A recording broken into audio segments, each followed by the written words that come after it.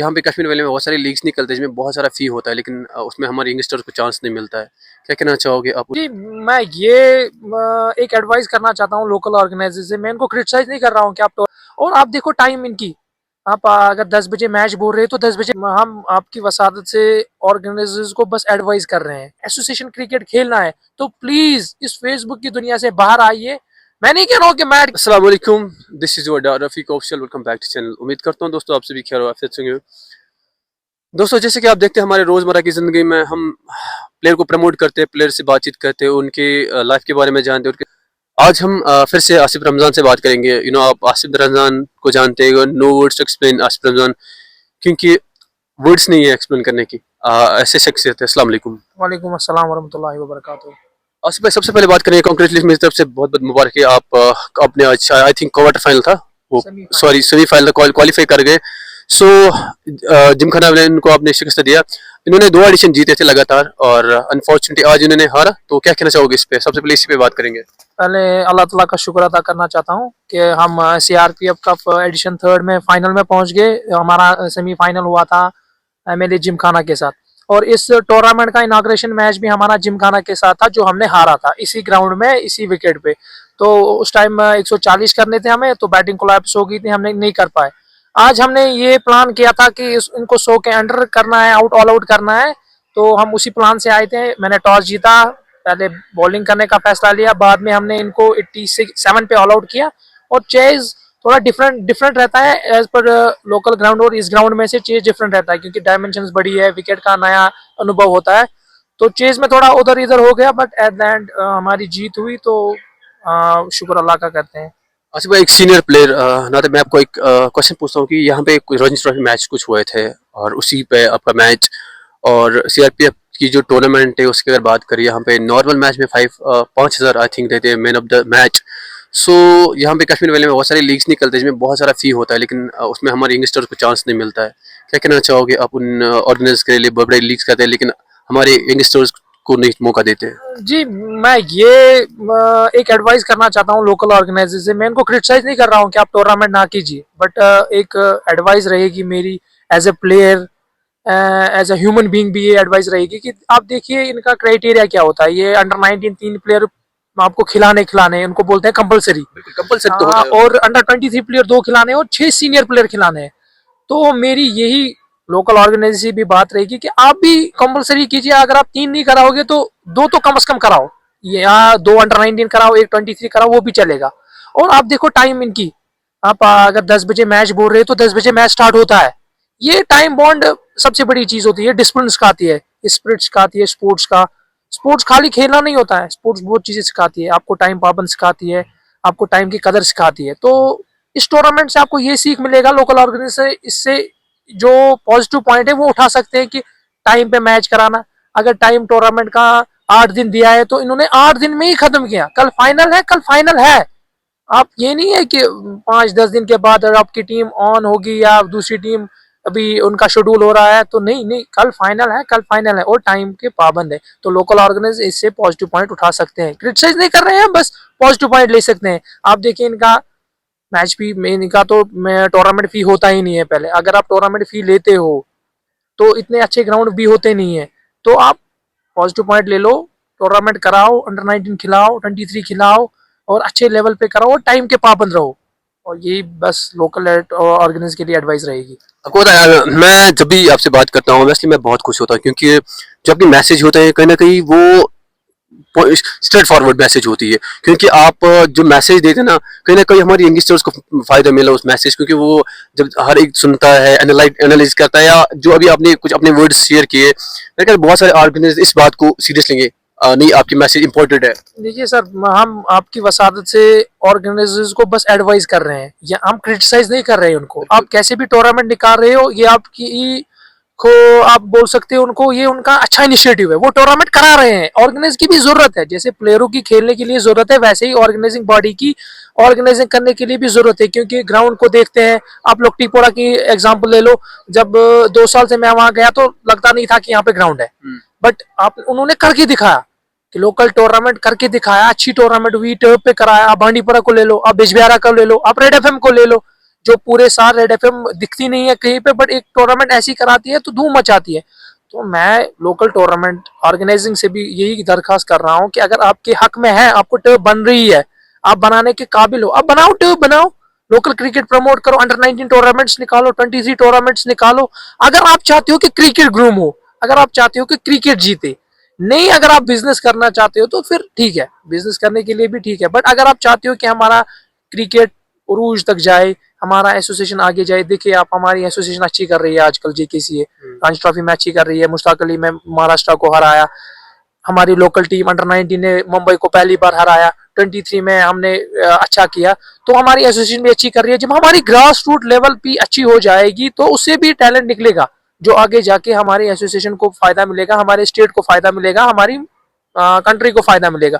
तो grass root level पे जो ऑर्गेनाइजर्स है वो चाहे कि क्रिकेट को प्रमोट करे, ना कि खाली बिजनेस देखे। मैं कह रहा हूँ कि वो बिजनेस भी देखे अपना, उससे पैसा भी लाए, बट ग्रास रूट लेवल पे यही होना चाहिए कि क्रिकेट जीतना चाहिए और टैलेंट की कदर होनी चाहिए। और टैलेंट की कदर तब होगी जब आपको यंगस्टर्स ज्यादा खेलेंगे, यंगस्टर टूर्नामेंट ज्यादा निकलेंगे, अंडर 19 टूर्नामेंट ज्यादा निकलेंगे, तो उन्हीं से प्लेयर निकलेंगे।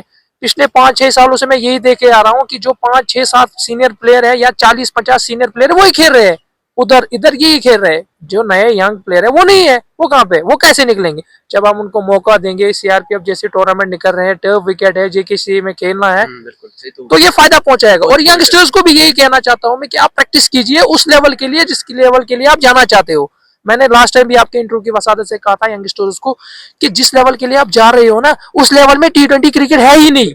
अंडर 19, अंडर 14, अंडर 16, 23 में कोई भी बीसीसीआई 2020 टूर्नामेंट नहीं करा रही है, खाली T20 टूर्नामेंट ओपन कैटेगरी में करा रही है, जिसको हम सीनियर कैटेगरी कह रहे हैं। तो मैं उन लड़कों को यही मैसेज कन्वे कर रहा हूँ कि ज्यादा रेड बॉल से क्रिकेट खेलो। अगर आपको चाहते एज ए प्रोफेशनल खेलना, लोकल क्रिकेट खेल के अपने आप को प्रोफेशनल प्लेयर कहना, ये मेरे हिसाब से गलत है। और मैं उन यंगस्टर्स को भी कह रहा हूँ जो ये इंटरव्यू सुनेंगे, जिनको ये मैसेज पहुंचेगी, ये मेरी तरफ से उनको एडवाइस है कि मैं इस रास्ते से गुजरा हूं। अगर आपको बड़ा क्रिकेट खेलना है, एसोसिएशन क्रिकेट खेलना है, तो प्लीज इस फेसबुक की दुनिया से बाहर आइए। मैं नहीं कह रहा हूं कि मैट क्रिकेट ना बंद कीजिए टोटली, मैट पे भी खेलिए, बट जो लेवल की प्रैक्टिस आप करना चाहते हो ना, वो टर्फ पे है। आप रेड बॉल ज्यादा खेलिए, आप टेक्निक पे ध्यान दीजिए। आप देखिए पहले 5-10 साल पहले जब इंडिया टीम आती थी ना, कोई फॉरेन टीम, तो उनको लगता कि हम यहाँ पे टेस्ट जीतना बहुत मुश्किल है। अब तो पिछले 3-4 महीनों में 2 टीमों ने इंडिया को क्लीन स्वीप कर दी। वो क्यों? क्योंकि टर्नर प्लेयर कम हो गए, ऑलराउंडर ज्यादा हो गए, व्हाइट बॉल का क्रिकेट का क्रेज चढ़ गया, रेड बॉल कम खेलते। तो यंगस्टर्स देखिए, टेस्ट क्रिकेट देखिए, एशेज देखिए, सीरीज देखा करिए, डोमेस्टिक क्रिकेट अब हॉटस्टार पे आता है, वो मैचेस देखा करिए। उनसे आपको सीख मिलेगी कि क्रिकेट क्या चीज है, क्रिकेट कहाँ है और हम कहाँ है। अपने स्किल्स को डेवलप कीजिए, अपनी फिटनेस को डेवलप कीजिए और बातें कम कीजिए फेसबुक पे, और अपनी मेहनत पे ध्यान दीजिए। एक बार आपका नहीं हुआ, आपने रन बनाया, आप सिलेक्ट नहीं हुए, कोई बात नहीं, और रन करो। आप सरफराज को देख लो, आप किसी और प्लेयर को देख लो, आप स्टैटिक्स जायसवाल के देख लो, जब वो सिलेक्ट नहीं हुआ था इंटरनेशनल, उसके स्टैटिक्स देख के आपको पता चलेगा कि कितनी मेहनत करनी पड़ती है, कितने रन बनाने पड़ते हैं नेशनल टीम आने तक। और यही मसला है कि जेकेसी में आने के लिए बहुत सारे रन करने हैं, मगर जो जेकेसी के टूर्नामेंट्स होंगे, लोकल टूर्नामेंट्स खेल के आप रन बना के ये नहीं कहोगे कि हमने भाई साहब हमें नहीं ले रहे। आपको तब लेंगे जब आपको जेकेसी टूर्नामेंट्स में रन बनाएंगे। बस यही कन्वे रहेगी आपकी वसात से यंगस्टर्स को। रेड बॉल का क्रिकेट ज्यादा खेलो, पेशेंस रखो, टेक्निक पे ध्यान दो, स्किल पे ध्यान दो और फिटनेस पे ध्यान दो। ओके आसिफ भाई, मेरा नेक्स्ट क्वेश्चन आकिब नबी बहुत अच्छे परफॉर्म करते आ रहे हैं, क्या कहना चाहोगे? उन्होंने बहुत मेहनत की। आपको लगता है कि नेक्स्ट ईयर हम उसको इंडिया टीम में देखेंगे या आईपीएल वगैरह? देखिए आकिब नबी को हम पिछले 5-8 साल से जानते आ रहे हैं। कॉलेज लाइफ से मैंने कॉलेज लाइफ में उसके साथ खेला है, तो फिर ट्रायल मैच में भी उसके साथ खेला है। अब उसने उतनी मेहनत की है, वो उस लेवल तक पहुंच गए कि हर कोई बात कर रहा है कि आकिब नबी टीम में आना चाहिए।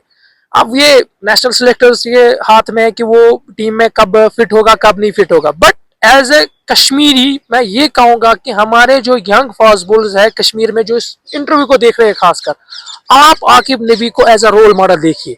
मैं ये बात कह रहा हूं कि प्रेजेंट में अगर आपको एज अ फास्ट बॉलर कोई रोल मॉडल देखना है, वो आकिब नबी है। आप उसकी एक्यूरेसी देखिए, आप उसकी कला देखिए। उसका लास्ट इंटरव्यू मैंने सुना था, जब मैन ऑफ द मैच आया था, उसको इंटरव्यू किया गया था हल्का फुल्का, तो उसको बोला गया कि how you be a simple, आप इतने सिंपल हो तो और इतनी अच्छी एक्यूरेसी डाल रहे हो। वो कहता है जितना मैं सिंपल रहूंगा उतने मैं विकेट निकाल रहा हूँ, मुझे इसी से फायदा मिल रहा है तो मैं इसी में हूँ। मेरी पेस कम है मगर मैं सिंपल में ही विकेट निकाल रहा हूँ। आप देखिए यंग फास्ट बॉलर, उसको उनसे बात करनी चाहिए जब भी आपको मौका मिलेगा कहीं पे आकिब नबी से बात करने की, उससे बात कीजिए कि भाई साहब आप क्या कर रहे हो जो हमें करने की जरूरत है। शायद वो आपको वो रास्ता बता दे जिसको उसको लगे 10 साल, जिसको उसको 5 साल लगे ढूंढने में, शायद वो आपको एक ही इंटरव्यू में बता दे कि रास्ता क्या है, कितनी मेहनत करनी चाहिए, मैं कितनी बॉलें दिन में करता हूँ, मैंने कौन सी मेहनत की, कैसे एसोसिएशन तक पहुंचा और कैसे मेरा नाम बीसीसीआई भी ले रही है कि आप अपकमिंग जनरेशन हो इंडिया के लिए। इंडिया के लिए, अभी तो कश्मीर के लिए बात ही नहीं हो रही है, इंडिया की बात हो रही है।